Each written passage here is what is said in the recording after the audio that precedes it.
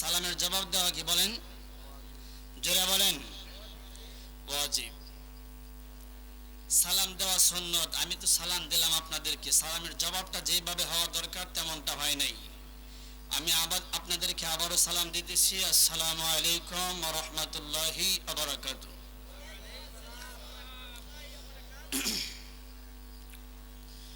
আলহামদুলিল্লাহ আলহামদুলিল্লাহি রাব্বিল আলামিন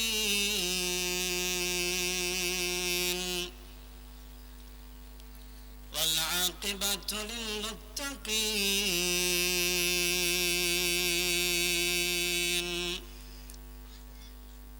والصلاة والسلام على أشرف الأنبياء والمرسلين وعلى آله وأهل بيته والناس أجمعين. أما بعد فأعوذ بالله من الشيطان الرجيم. بسم الله الرحمن الرحيم.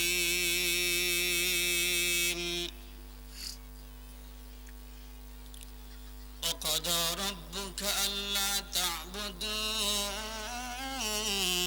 إلا إياه وبالوالدين إحسانا. إما يبلغن عندك الكبر أحدهما أو كلاهما فلا تقل لهما أف ولا تنهرهما وقل لهما قولا كريما.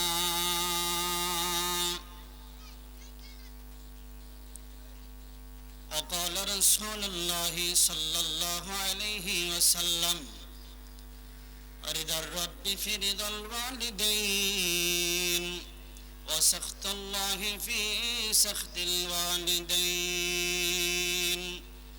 أو كما قال النبي عليه الصلاة والسلام. কে দিল রে লতার গাছে এত বড় কদম,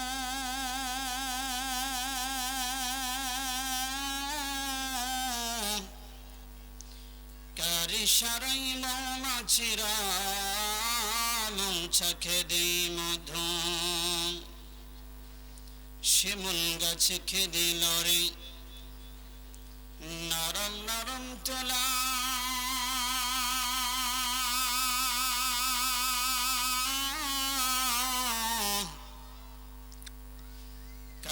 দেশে চৈত্র মাসে জমির মাঝে ধুলা। মরিচ গাছে খেদিল রে মরিচে তো জাল,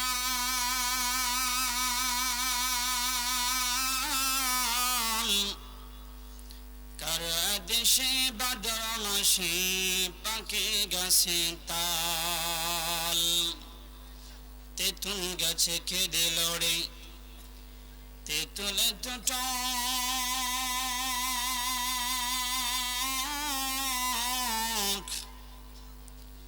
কৌয়া কেন কালো বাইরে সাদা কেন বক। কথা বলেন ঠিক কিনা?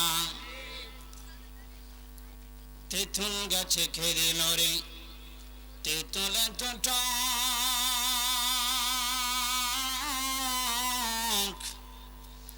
কৌয়া কেন কালো বাইরে সাদা কেন বক।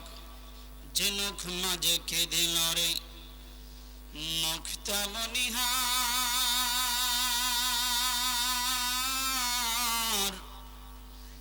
আখের মাঝে খেদিল রে রস যে চমৎকার। চিন্তা করে দেখো মানুষ,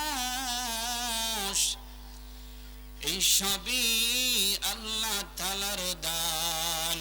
লা ইলাহা জোরে লা ইলাহা লা ইলাহা লা ইলাহা ইল্লাল্লাহ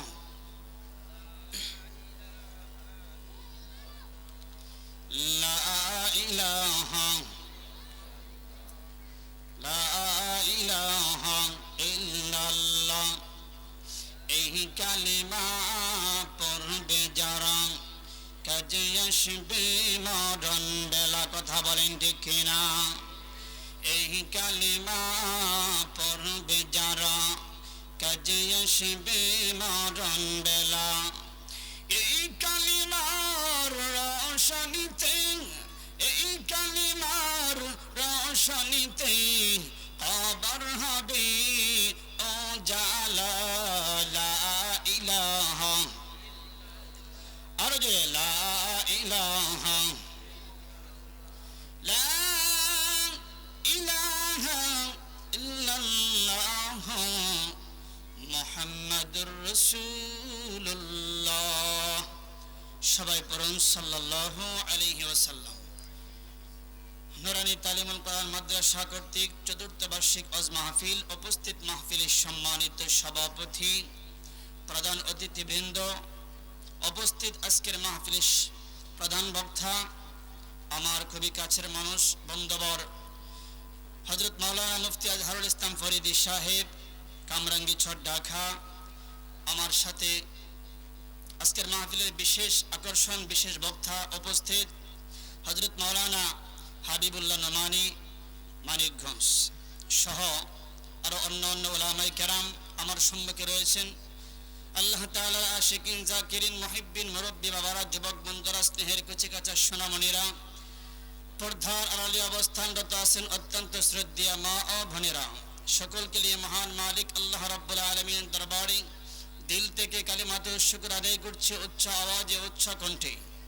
যে মহান রব্বুল আলামিন আপনাকে আমাকে দুনিয়া শত ব্যস্ততার মধ্যে থেকে ফারিগ করে জালিসুর রহমান বেহেশতের বাগানে আসার মতো, বসার মতো, কিছু আলোচনা করা এবং শুনবার মতো যেই মহান রব্বুল আলামিন তৌফিকটুকুন দান করেছেন, সেই মহান রবের দরবারে দিল থেকে কালিমাতুশ শুকর আদায় করছি, উচ্চ আওয়াজে পাঠ করি আলহামদুলিল্লাহ।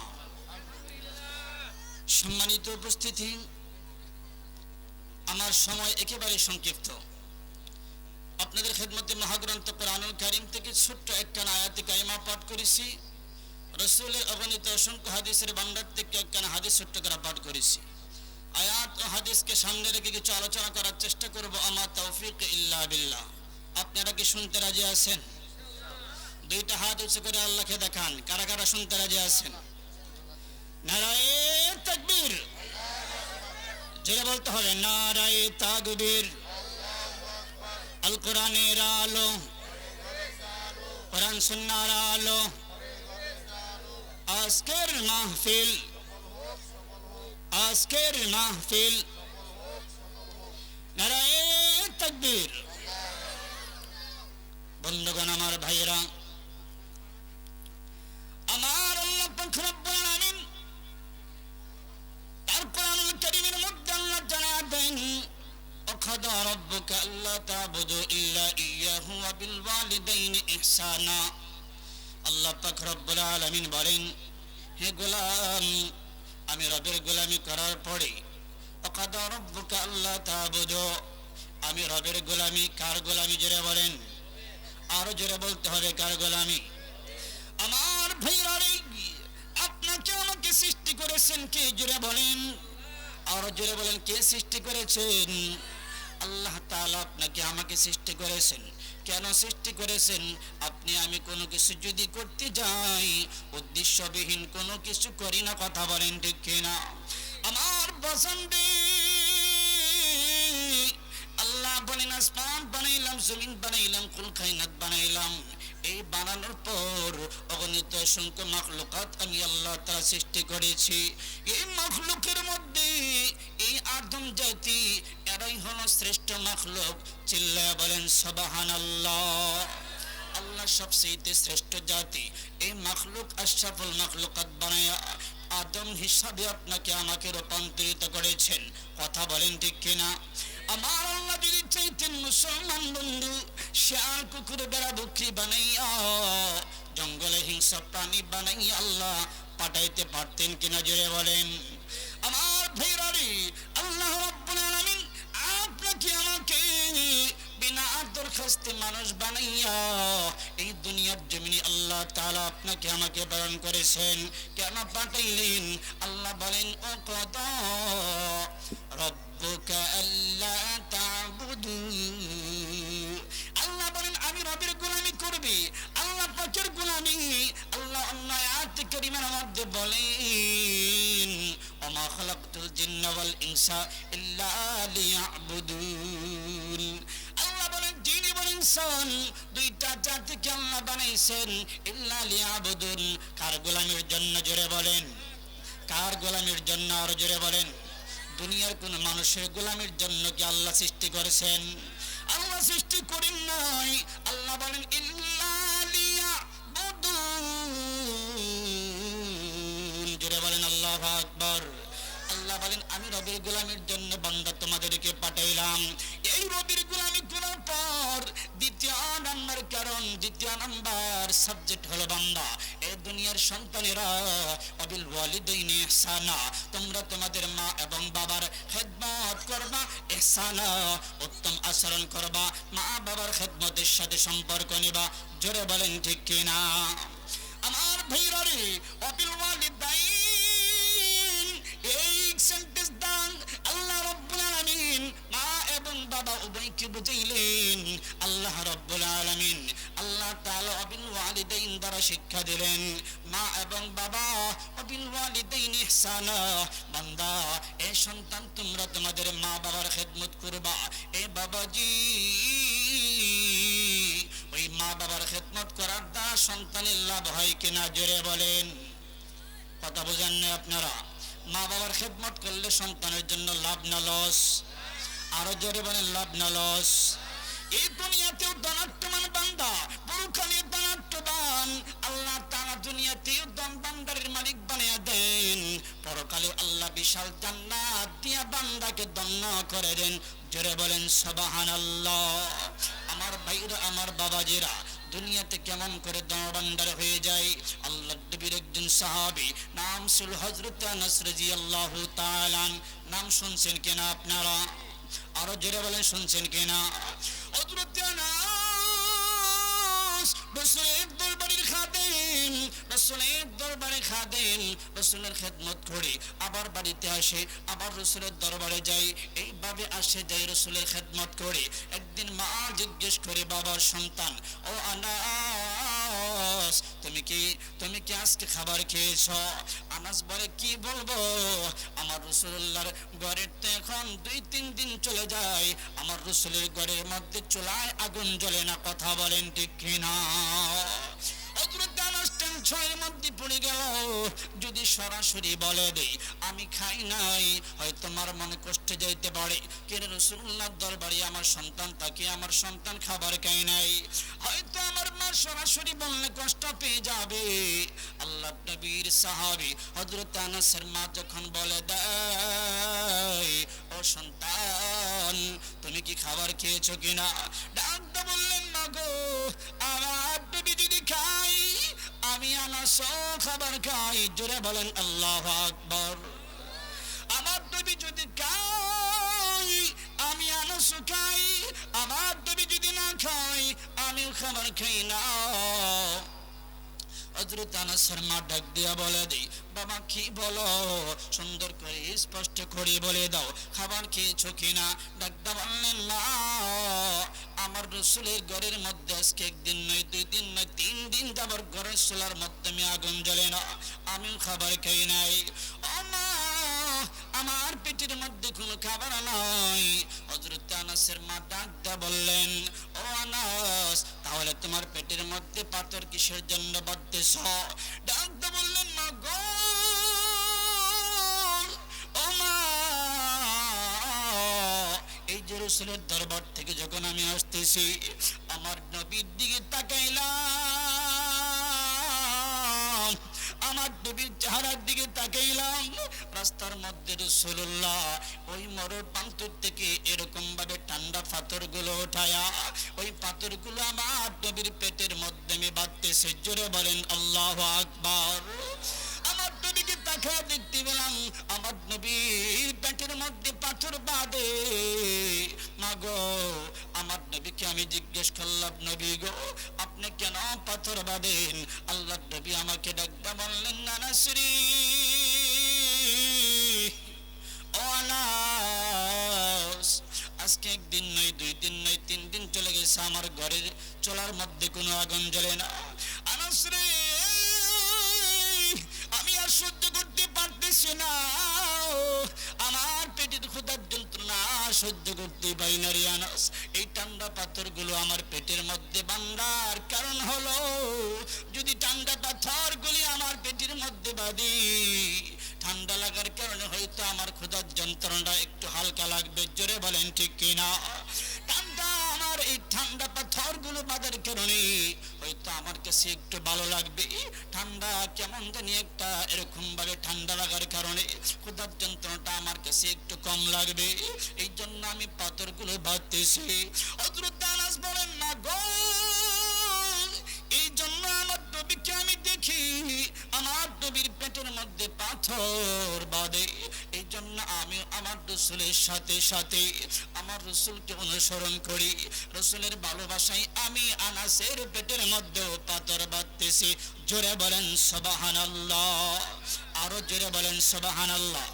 আমার ভাইয়া রে, ওই নবীর ভালোবাসা আপনার আমার দিলে থাকতে হবে কি হবে না? জোরে বলেন। মুসলমান ভাইরা রে, হযরত আনাস রাদিয়াল্লাহু তাআলা আনহুকে সঙ্গে সঙ্গে মা ডাকতে বলতেছেন, বাবা আনাস রে, ও আনাস, তোমাকে আমি বলে দিলাম জলদি করে যাও, আমার রাসূলের দরবারে চলে যাও, আমার নবীকে দাওয়াতটা দিয়ে দাও, আমার নবীকে দাওয়াত দাও, আমার নবীকে আমি একবেলা দাওয়াত খাওয়াবো। জোরে বলে আল্লাহু আকবার। একবেলা দাওয়াত খাওয়াবো। আনাস ডাকতে বললেন, না ঠিক আছে, সমস্যা নাই। বন্ধু, লম্বা ঘটনা সংক্ষিপ্ত সময় বোঝানোর চেষ্টা করতেছি। আল্লাহর নবীর সাহাবী হযরত আনাস দৌড় দিয়ে যখন বাড়ির দিকে রওনা, দৌড় দিয়ে যখন আল্লাহ রাসূলের বাসার দিকে দৌড় দিলেন, ডাকতে বলতেছেন, নবী গো, আমার মা আপনাকে দাওয়াত দিয়েছে, আমার মা আপনাকে দাওয়াত দিয়েছে, আপনি দাওয়াতটা গ্রহণ করছেন কিনা বলেন। হযরত আনাসের দাওয়াত পাওয়ার সঙ্গে সঙ্গে আমার নবী ডাকতে বলতেছেন, আনাস, আমি তোমার দাওয়াত গ্রহণ করলাম, তবে শর্ত হলো এখন যাব না, আমি রাত্রিবেলা যাব, পূর্ণিমার চাঁদ যখন আকাশের মধ্যে উত্তীর্ণ হবে। জোরে বলেন সুবহানাল্লাহ। এর কারণ হলো, আনাস যখন বাসা থেকে বের হয়েছে, আনাসের মা আল্লাহর কাছে দোয়া করে, আল্লাহ, আমার সন্তান তো রাসূলকে দাওয়াত দেওয়ার জন্য গিয়েছে, কিন্তু আমি আপনার কাছে 2টা দোয়া করি। 1 নম্বর হলো, আমার নবী যেন দাওয়াতটা গ্রহণ করি, আর যেন গ্রহণ করার পর এখন যেন না আসে, রাত্রেবেলার জন্য আসে, আর আমি আমার রাত্রেবেলা যখন রাসূল আসবে, আমি আনাসের মা, আমি আমার নবীকে দেখব। আমার নবী শুনেছি পূর্ণিমার চাঁদের চাইতে বেশি সুন্দর। জোরে বলেন সুবহানাল্লাহ। আনাসের দিলের মধ্যে তামান্না আল্লাহকে জানায়া দিল, আল্লাহ সুন্দর করে জিবরাইলের মাধ্যমে নবীকে ঘোষণা জানায়া দিল। আল্লাহ নবী ডাকতে বললেন, আনাস রে, ঠিক আছে, আমি তোমার দাওয়াতটা গ্রহণ করলাম, তবে রাত্রিবেলা। আল্লাহ নবী যখন রাত্রিবেলা রাসূলের দরবারে, রাসূলুল্লাহ যখন আনাসের মার বাড়িতে আসবে, আনাসের বাড়ির দিকে যখন আসতে চায়, আনাস বাড়ির বাহির থেকে তাকা দেখতেছেন রাসূল কেমন জানি পূর্ণিমার ওই চাঁদের আলো দিয়ে কেমন জানি তার বাড়ির দিকে আসতেছে। আনাস দেখতে বলতেছেন, না ও মা, এই যে দেখো আমার নবী আসতেছে। আনাসের মা ডাকতে বলতেছেন, বাবা তুমি আমার সামনে দাঁড়াও, তোমার এই কাদের মধ্যে আমার তুতলিটা রেখে আমি আর আমার রাসূলের চেহারার দিকে দেখব। আমি শুনেছি আমার রাসূল নাকি পূর্ণিমার চাঁদের চাইতেও, আকাশের চাঁদের চাইতেও বেশি সুন্দর। জোরে বলেন সুবহানাল্লাহ। আমি আমার নবীকে দেখব, বাবু চাঁদ বেশি সুন্দর নাকি আমার নবী বেশি সুন্দর? জলদি করে যখন চলে আসছি, সন্তানের কাঁধের উপর তো তিনিটা রেখে আনাসের মা একবার আকাশের দিকে তাকায়, আর একবার রাসূলুল্লাহর চেহারার দিকে তাকায়।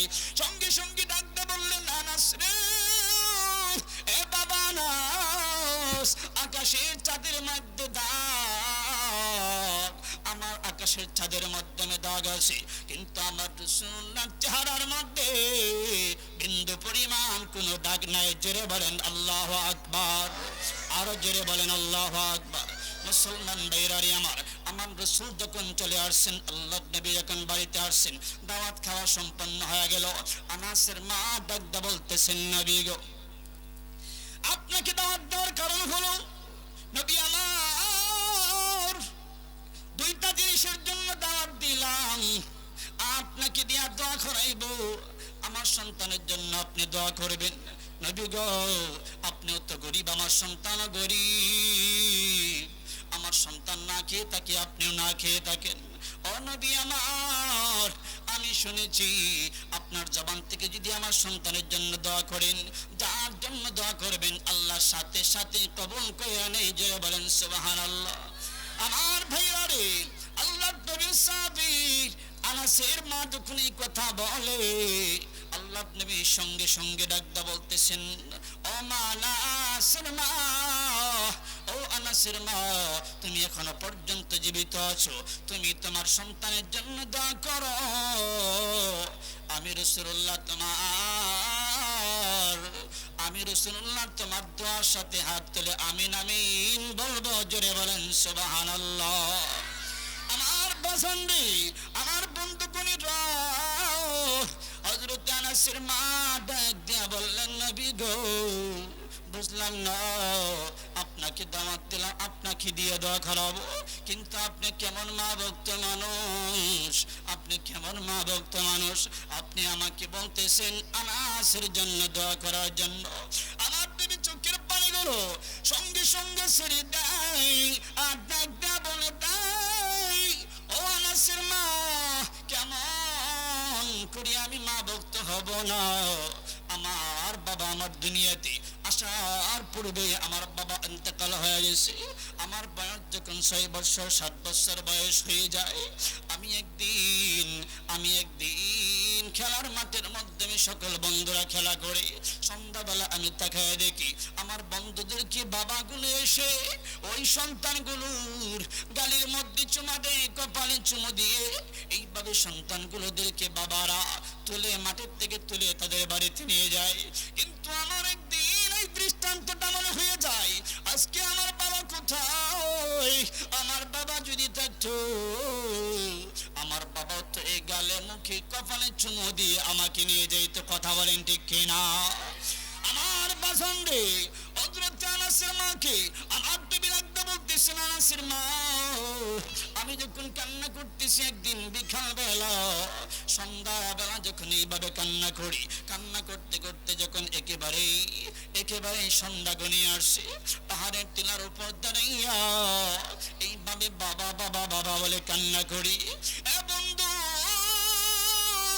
কার না জানি এখানে বাবা নাই, কার না জানি মা নাই, একটু মার কথা স্মরণ করো, বাবার কথা স্মরণ করো, যেই বাবা মার বদলতে আমরা দুনিয়াতে আসছি। কথা বলেন ঠিক কিনা? আমার বাজান রে, হযরত আল্লাহ নবী নাক দিয়ে বলতেছেন, আমি কি করলাম? ওই পাহাড়ের চূড়ার মধ্যে উঠে বাবা বাবা বলে যখন কান্না করি, আবু জাহেল এই এলান তখন শুনতে পায়। হযরত আমিনা আমার মাকে ডাকতে বলতেছেন, ও আমিনা, যাও, জলদি করে যাও, এই যে মুহাম্মদ এইভাবে পাহাড়ের চূড়ার মধ্যে বসে উঠে কান্না করতেছে, বাবা বাবা বলে কান্না করতেছে, যাও, জলদি করে যাও, আমার বাতিজা মুহাম্মদ কে নিয়ে আসো। জোরে বলেন আল্লাহু আকবার। আমার বাতিজা মুহাম্মদ কে নিয়ে আসো, অন্যথায় আমার বাতিজাকে নিয়ে আসো। এইভাবে যখন সুন্দর করে যখন বলে দিই, আমার ভাইরা, আমার বাবাজিরা, আল্লাহ নবীকে যখন হযরতে আমেনা সুন্দর করে যখন আমেনা যখন সন্তান মুহাম্মাদের কাছে যখন চলে যায়, আল্লাহ নবীর কাছে যাওয়ার সঙ্গে সঙ্গে এইভাবে দুই গালের মধ্যে চুমুকে ডাক বললেন, ও মুহাম্মদ, এ বাবা কান্না করো না, আসো তোমাকে আগামীকালকে সকালবেলা তোমার বাবার কাছে নিয়ে যাব। জোরে বলেন সুবহানাল্লাহ। ঠিক পরের দিন সকালবেলা দাদা আব্দুল মুত্তালিবের কাছে ডাক দিয়া বলতেছেন, ও শ্বশুর বাবা। আমিনা ডাক দিয়া বলতেছেন, শ্বশুর বাবা, আপনার নাতি মোহাম্মদ এইভাবে আপনার সন্তানের জন্য বাবা বাবা বলে কান্না করে আপনার বাবার কবরটা জিয়ারত করতে চাই, আপনার সন্তানের কবরটা জিয়ারত করতে চাই, মোহাম্মদের বাবার কবর দেখতে চাই। ও শ্বশুর বাবা, আপনি যদি অনুমতি দেন। আল্লাহ নবীকে সুন্দর, আল্লাহ নবীর মা হযরতে আমিনা এবং মুহাম্মদকে অনুমতি দেয়া দিল।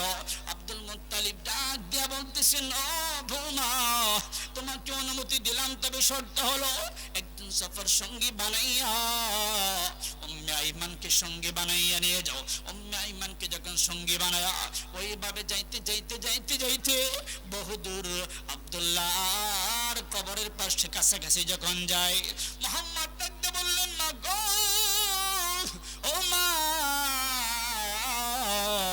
আমার বাবার কবরটা কোথায়? ডাকতে বলতেছেন, এই যে তোমার বাবার কবর। আল্লাহ নবী বিশ্ব নবী সঙ্গে সঙ্গে মার কাছ থেকে দৌড়াইয়া ওই মুহাম্মদ কবরের পাশে যাইয়া কবরটা কেমন করে পান্তা দিয়া ধরে আর ডাকতে বলে, বাবা গো, আপনি একবার আমাকে, বাবা আমাকে সন্তান বলে ডাক দেন, আপনি আমাকে একবার সন্তান বলে ডাক দেন, আপনি কি আমাকে খুলে নিবেন না? আপনি একটিবার আমার সাথে সাক্ষাৎ করেন, আপনি একটু আমাকে মহব্বত করেন, আদর করেন, ভালোবাসা দেন। ও বাবা, আপনার বিরহ যন্ত্রণা আর সহ্য করতে পারি না। ইন দি মিন টাইম মুসলমান ভাইরারে আমার, অনেক মানুষগুলো জোর শুরু হইয়া যায়, কিরে এই বাচ্চা কেন কান্না করে? ডাকতে বলে, আমি মুহাম্মদ। কবরটা কার? এটা হলো আমার বাবা আব্দুল্লাহর কবর। শোনো, তোমরা এখান থেকে চলে যাও। এমন অবস্থায় একজন খ্রিস্টান পাদ্রী, এরকম ভাবে তাওরাতের পণ্ডিত, ওই